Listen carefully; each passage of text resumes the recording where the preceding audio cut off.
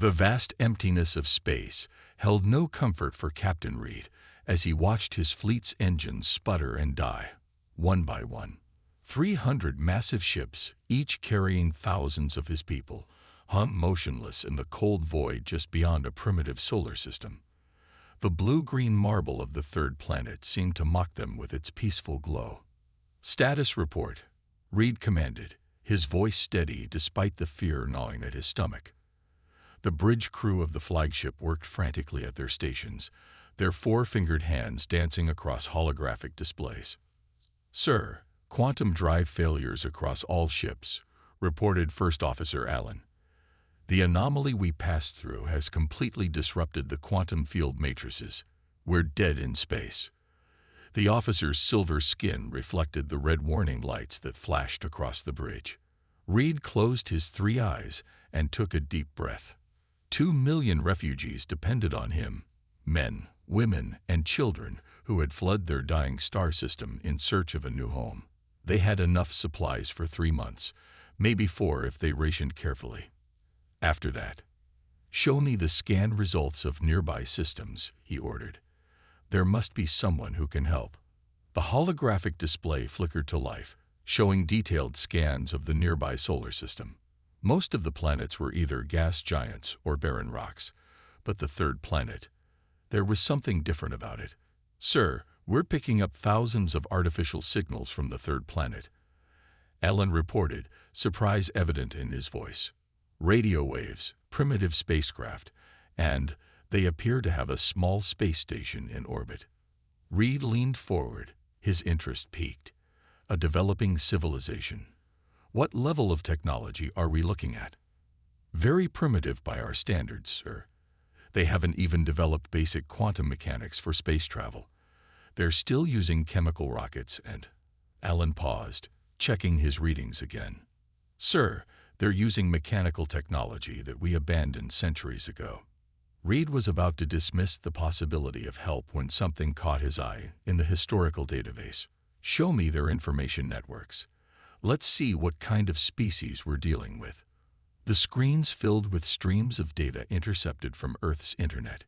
Images and videos of human history began playing across the displays. The bridge crew watched in fascination as they saw humans building massive structures with simple tools, creating complex machines from basic parts, and solving seemingly impossible problems with limited resources. "Sir," Allen said slowly, "these humans, they seem to have a remarkable ability to improvise. Look at this. They've repeatedly overcome technological limitations through pure ingenuity. Their approach to engineering is different from anything we've seen." Reed studied the data carefully. He saw humans fixing complex machinery with basic tools, creating sophisticated devices from simple parts, and most importantly, finding solutions to problems that seemed impossible given their technological limitations. "Their thinking is not constrained by advanced technology," Reed mused. "They're used to working with limitations, finding ways around problems instead of relying on sophisticated solutions." He straightened in his chair, a decision forming in his mind. "Sir, you can't be serious," Allen protested, realizing what his captain was considering. "They're centuries behind us in development. Their most advanced computers are like children's toys compared to ours." "And yet," Reed replied, "look at what they've accomplished with those toys. Their entire history is filled with examples of overcoming seemingly impossible challenges through creative thinking and practical solutions." He turned to his communications officer. "Prepare a first contact message. Make it clear we come in peace and need their help." "But sir," Allen interjected, "the Council protocols clearly state that we shouldn't interact with developing civilizations.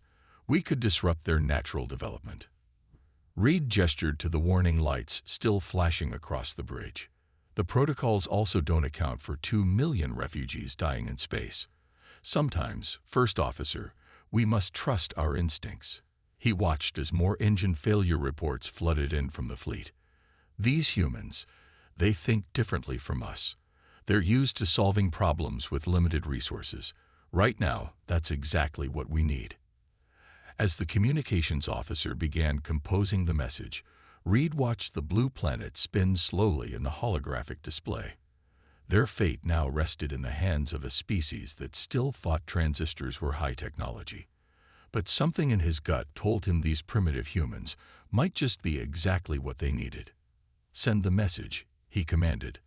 "Let's hope they're as good at solving impossible problems as their history suggests." The International Space Station floated silently above Earth, its solar panels gleaming in the sunlight. Inside, Commander Mike Anderson was doing his routine system checks when an alert flashed across his screen. At first, he thought it was a glitch. The signal strength readings were off the charts. "Houston, are you seeing this?" he asked, adjusting his headset. The response came back, garbled with static. "ISS, we're interference, strong signal." The transmission cut off completely. Mike frowned at his instruments. Every communication device on the station was lighting up like a Christmas tree. Then, suddenly, all screens cleared and displayed a single message in perfect English. "People of Earth, we come in peace and seek your assistance. Our fleet of 300 ships carries 2 million refugees and is stranded in your outer solar system. We have reviewed your history and believe your unique problem-solving abilities may be our only hope."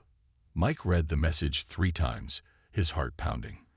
After 20 years in NASA, he'd always wondered if this day would come. He just never expected first contact to start with aliens asking humans for help.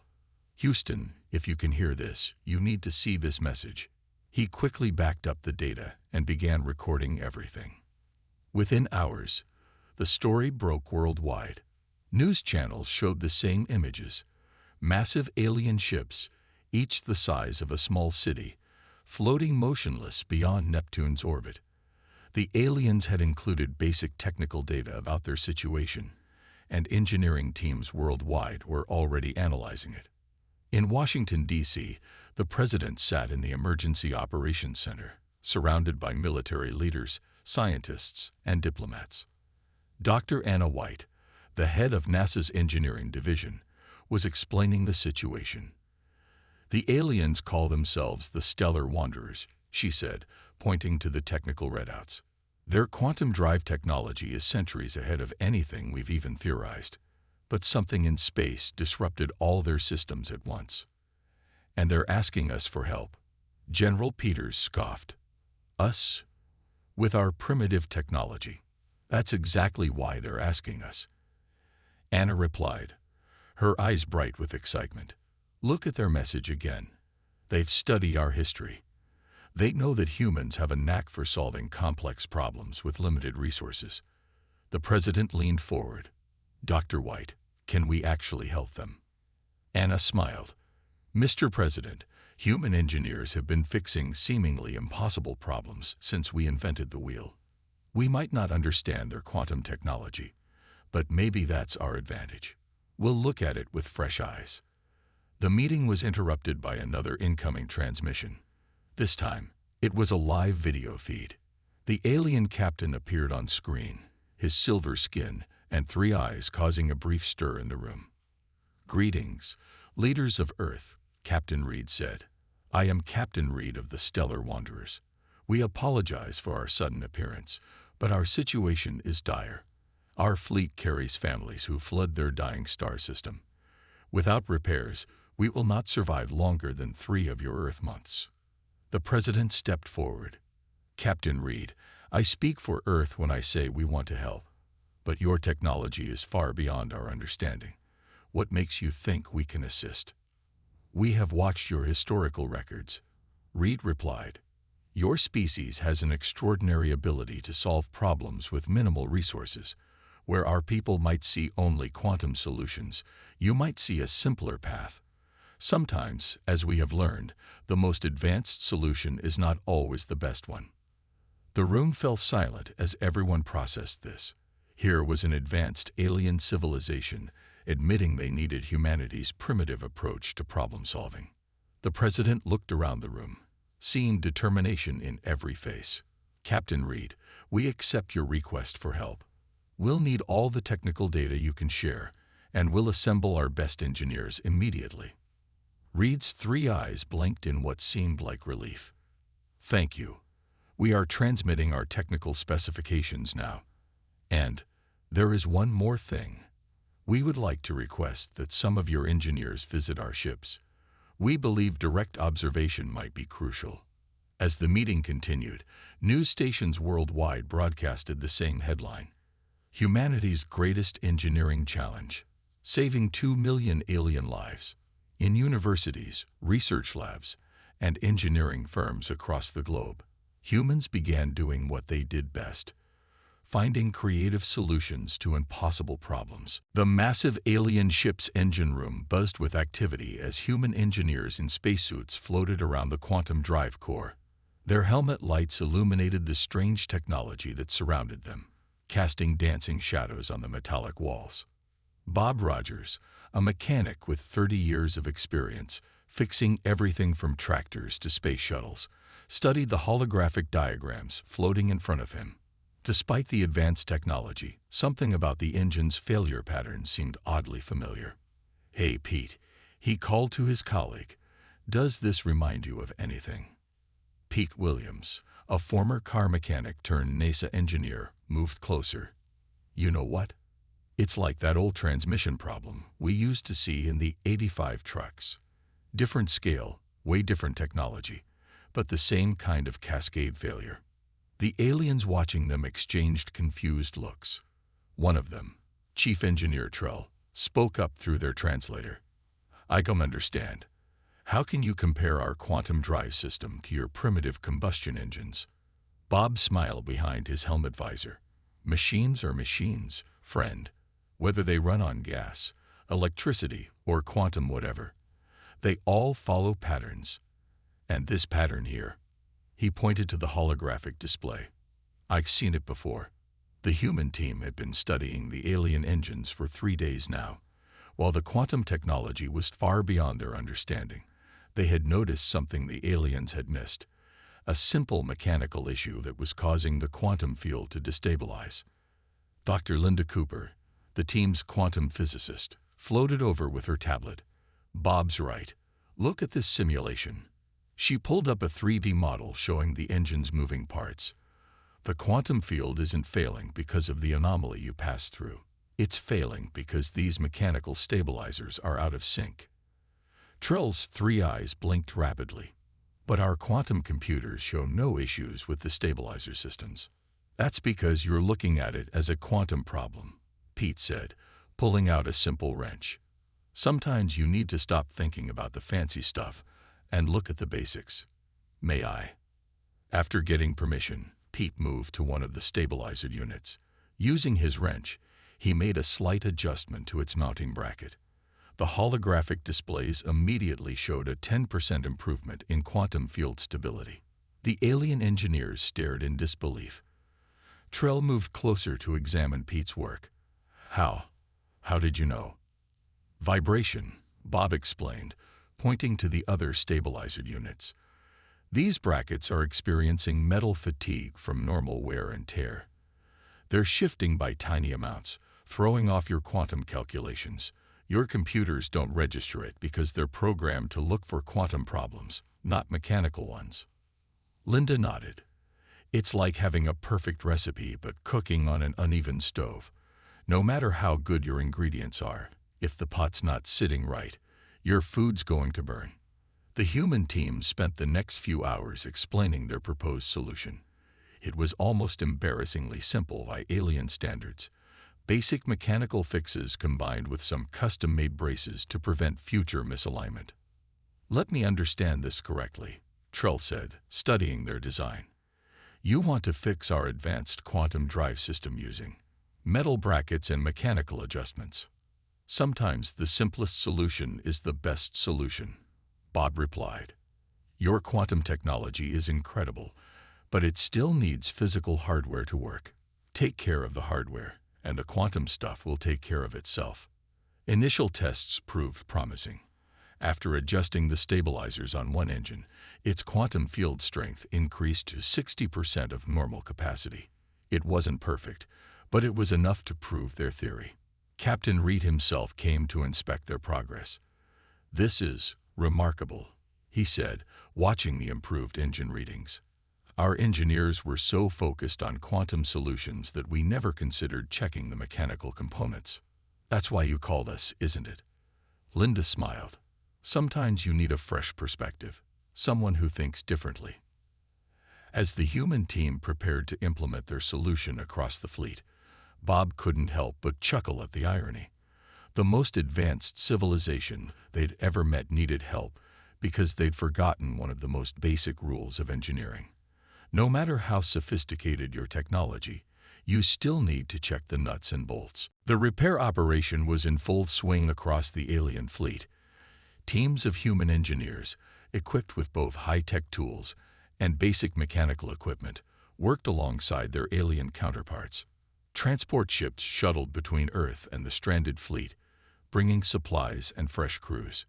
In the engine room of the medical ship Hope's Light, Mary Thompson wiped sweat from her forehead as she studied the quantum drive's stabilizer assembly. As a former submarine mechanic, she was used to working in tight spaces with critical systems. "Hand me that modified wrench, would you, Jim?" she called to her assistant. The special tool, designed by the engineering team on Earth, was a hybrid of human ingenuity and alien materials. Jim passed her the wrench while checking readings on his tablet. "Quantum field stability is at 45% and rising. Whatever you're doing, it's working." The alien engineer watching them, First Tech Ray, moved closer with curiosity. "I still find it remarkable that you can understand our systems without proper quantum training." Mary smiled as she made another adjustment. "We don't need to understand the quantum physics to see that these mounting brackets are loose. It's like fixing a car with a bad suspension. You don't need to know how the engine works to see that the shocks are worn out." Across the fleet, similar scenes played out. Human engineers, drawing on experiences from fixing everything from tractors to nuclear submarines, found creative solutions using whatever tools and materials were available.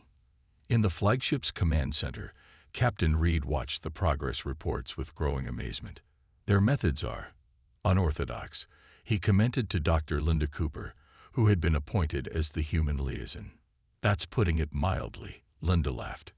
"Yesterday, I saw a team fix a quantum field projector using parts from their own spacesuits. We're good at making do with what we have." A warning alarm suddenly blared through the ship. Red lights flashed as status displays turned crimson. "Report," Reed commanded. "Sir, we're detecting a power surge in the medical ship's drive core," his officer responded. "Their repairs may have triggered an unexpected reaction." Linda was already reaching for her radio. "Mary, what's happening over there?" "The quantum field is becoming unstable," Mary's voice crackled through. "But yes, I know what's wrong. Jim, get me that toolbox we brought from Earth. Ray, I need you to power down the secondary containment field." The alien engineer hesitated. Powering down containment during a surge goes against all safety protocols. "Trust me," Mary said firmly. "Sometimes you need to break the rules to fix the problem." Ray looked at his captain through the video feed. Reed nodded, and Ray disabled the containment field. What happened next would become legend in both human and alien engineering circles. Mary, using nothing but basic tools and her years of experience with pressure systems, managed to redirect the power surge through an improvised bypass made from spare parts. "It's like dealing with a steam leak," she explained later. "You can't always patch the hole, but you can give the pressure somewhere else to go." The crisis passed, and the medical ship's drive showed higher stability readings than any previous repair. Mary's improvised solution became the template for fixing the remaining ships. "I don't understand," Ray said, examining the jury-rigged bypass. "Our best quantum engineers spent months trying to solve this problem with advanced technology. Yet you fixed it with spare parts and mechanical knowledge." "That's because we're used to working with limitations," Jim explained. "When you have advanced technology, you look for perfect solutions. When you have limited resources, you learn to think creatively." By the end of the week, the repair teams had developed a standardized procedure based on Mary's improvisation. It wasn't elegant by alien standards, a combination of mechanical fixes, improvised parts, and carefully controlled power management. But it worked. Captain Reed gathered the human engineers for a brief ceremony. "Your species continues to surprise us," he said. "You've taken our broken ships and fixed them using methods we never would have considered. Perhaps there is something to be said for maintaining knowledge of basic mechanics, even in an age of advanced technology." As Mary listened to the captain's speech, she couldn't help but smile. Sometimes the best solutions didn't come from the most advanced technology, but from remembering the basics and not being afraid to get your hands dirty. Warning sirens blared through the refugee fleet, their shrill cry cutting through the usual hum of machinery.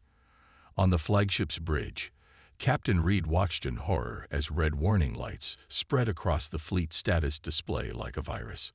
"Status report," he demanded, his three eyes fixed on the holographic screen. "Sir, we're detecting cascade failures across the fleet," his officer reported. "The quantum field modifications are causing unexpected reactions in the older ships. We're losing containment on vessels 7 through 12. Dr. Linda Cooper grabbed her radio. "All human engineering teams, report in immediately." The responses came in quickly. The situation was dire. The repairs that had worked so well on newer ships were causing dangerous reactions in the older vessels. The different generations of quantum technology weren't playing nicely together. In Ship 8's engine room, Bob Rogers and his team faced a nightmare scenario. The quantum drive was overloading, its blue glow turning an angry red.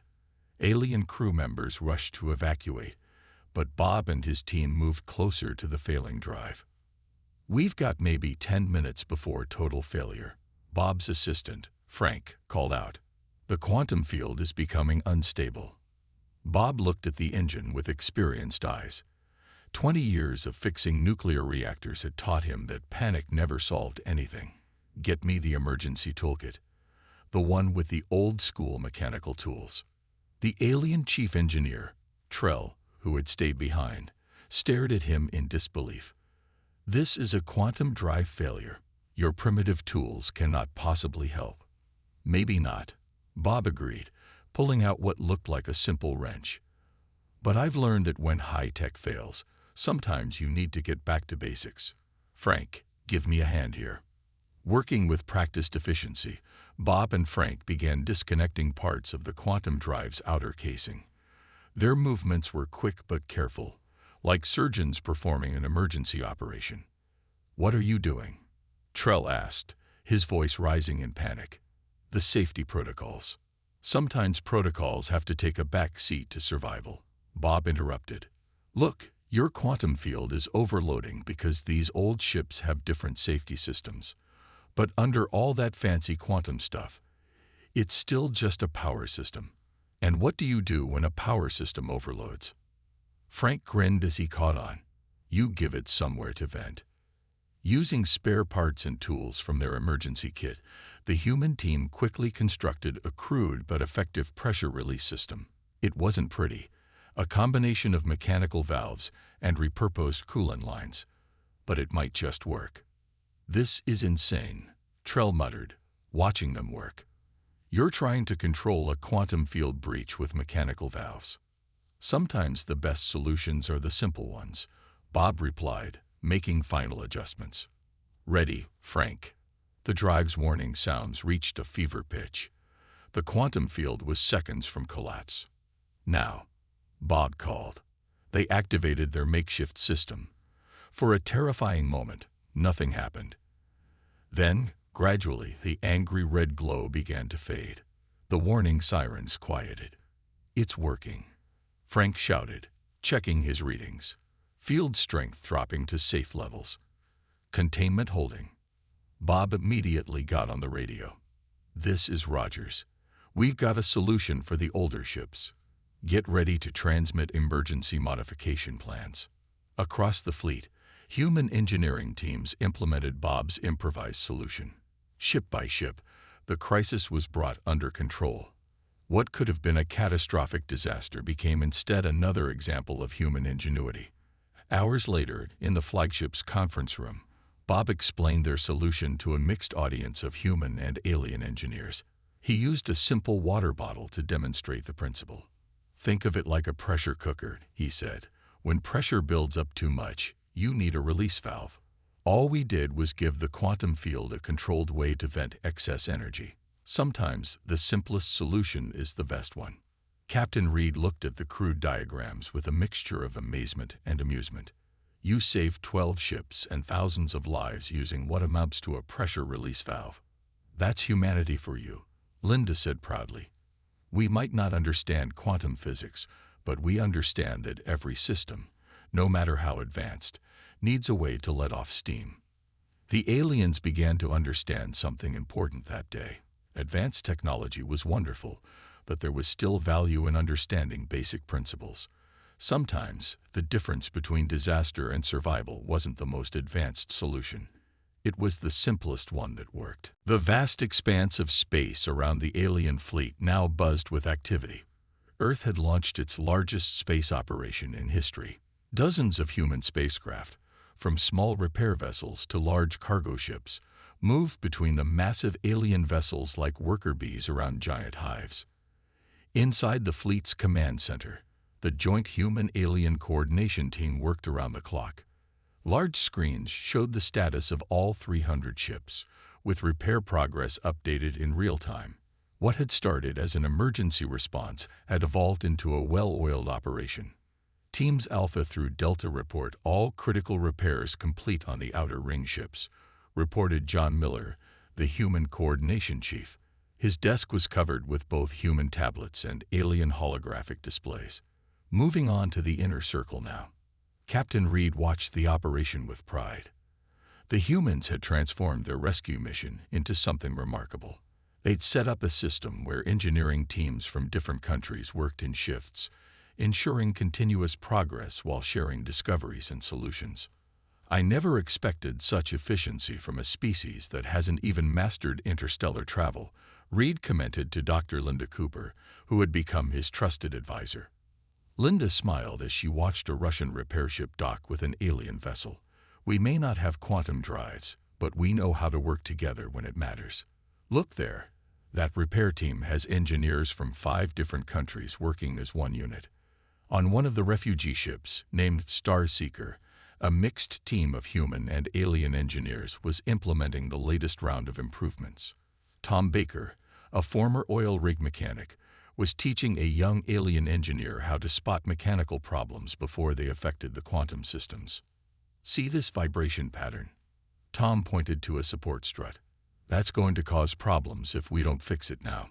In my experience, it's better to prevent a problem than to fix it later." The alien engineer, whose name was Mick, took careful notes. "Your species' approach to maintenance is different from ours.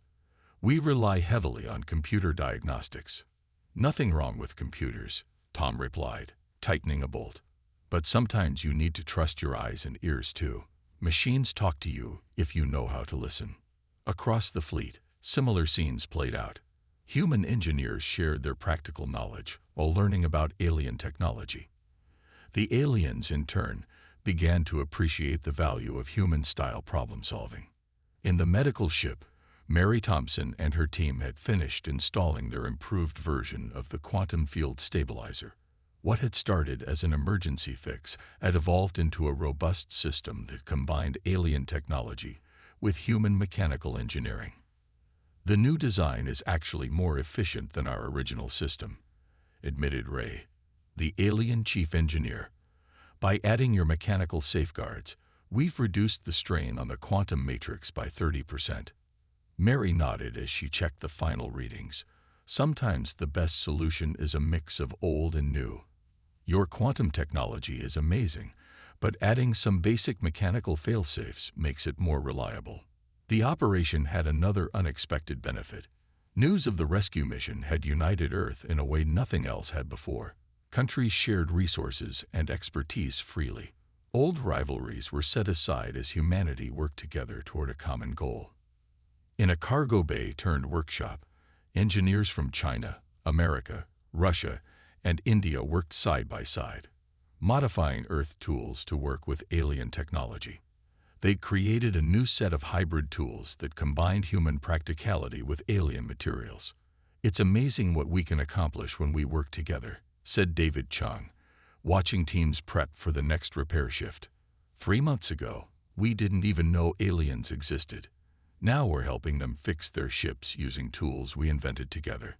As the repair operation entered its final phase, Captain Reed called a meeting with the human leadership team. The holographic displays showed that over 80% of the fleet was now fully operational, with the remainder not far behind. "Your species has done more than just repair our ships," Reed said, his 3 eyes showing what humans had learned was a sign of deep respect. "You've shown us that sometimes the old ways have value, and that true advancement comes not from abandoning the past, but from combining it with the future." The humans had indeed done more than fix ships. They'd bridged the gap between 2 civilizations, proving that different approaches to technology could work together to create something better than either could achieve alone. The day of departure had arrived. The massive alien fleet, now fully repaired and improved, hung in space like a constellation of artificial stars. On the flagship's observation deck, human and alien crews gathered to say their goodbyes. Captain Reed stood before the assembled crowd, his silver skin reflecting the Earth's distant blue glow. "3 months ago, we arrived here as desperate refugees with failing ships. Today we leave not just with repaired vessels, but with something far more valuable, a new perspective on technology and problem-solving." In the audience, Bob Rogers sat next to his alien counterpart, Trell. Over the past months, they had become good friends, each learning from the other's approach to engineering. What had started as an emergency repair job had turned into a cultural exchange that would benefit both civilizations. "The Council has approved the establishment of a permanent diplomatic mission on Earth," Reed continued. "We will share select technologies with humanity, while learning from your unique approach to engineering. This experience has taught us that sometimes the simplest solution is the best one." Dr. Linda Cooper stepped forward with a data crystal, a gift from Earth's engineers. "We've compiled all our repair innovations and mechanical improvements into this database. Some might seem primitive by your standards, but they work."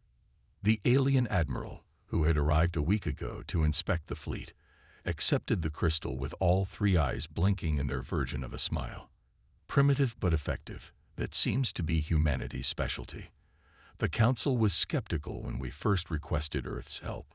Now they're suggesting we send our young engineers here to learn your problem-solving methods." News of the successful rescue had spread across the galaxy. Other alien civilizations, initially dismissive of humanity's primitive technology, were now showing interest in Earth's practical approach to engineering. The term human-style solution was becoming popular among alien engineers, meaning a simple but effective fix to a complex problem. In the flagship's engine room, Mary Thompson made one final check of the hybrid drive system she had helped design. The combination of quantum technology and mechanical safeguards had proven so successful that the aliens planned to implement it across their entire fleet. "You know," Ray said, watching her work, "before we met humans, we thought advanced technology meant leaving the basics behind. You've shown us that true advancement means building upon foundation knowledge, not replacing it." The departure ceremony concluded with an unexpected announcement. The alien fleet would establish a permanent engineering school on Earth, where both species could learn from each other. The first class would begin in 6 months, with students from both Earth and various alien worlds. "Think about it," Tom Baker said to his young alien apprentice, Mick. "A school where quantum physics meets basic mechanics, where advanced AI works alongside human intuition. That's something special." Mick nodded eagerly. "I've already applied to be one of the first instructors. The Council believes that combining our technological knowledge with your practical approach could lead to breakthroughs we never imagined." As the human crews prepared to return to Earth, Captain Reed made one final ship-wide announcement. "When we first arrived, we thought we were simply seeking help for our damaged ships. Instead, we found something far more valuable, a reminder that progress isn't always about having the most advanced technology. Sometimes it's about remembering the basics and not being afraid to get your hands dirty. The fleet's departure was spectacular. One by one, the massive ships activated their quantum drives. Now improved with human-designed safety systems, they created a light show that would be remembered on Earth for generations. Back on Earth, in the new Interstellar Engineering Academy being built in Geneva, a simple plaque was mounted on a wall. It read, "Dedicated to the spirit of human ingenuity and the belief that the best solutions come not from having the most advanced technology, but from understanding the basic principles that make all technology work." The legacy of the great alien rescue would live on, reminding both humans and aliens that true innovation comes not from abandoning the old ways, but from building upon them wisely. Earth had taken its first steps into the galactic community not through military might or advanced technology, but through the simple human traits of practical thinking and creative problem-solving.